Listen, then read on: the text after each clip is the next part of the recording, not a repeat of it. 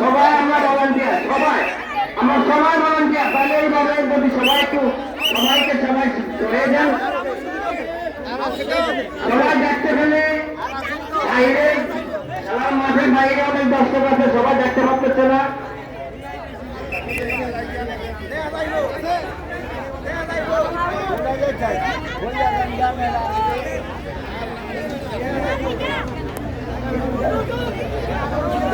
সব সময় শুনছি তেল মারলে বলে ভালো, যত চাল মারে তত নাকি ভালো, কিন্তু আজকে উল্টা। আজকে দেখছি কলা গাছে যত চাল মারে তত হিসিয়ে পড়ে। এটা কেমন কথা? কালু ভাইয়ে কতক্ষণ পর তেল মারতেছে,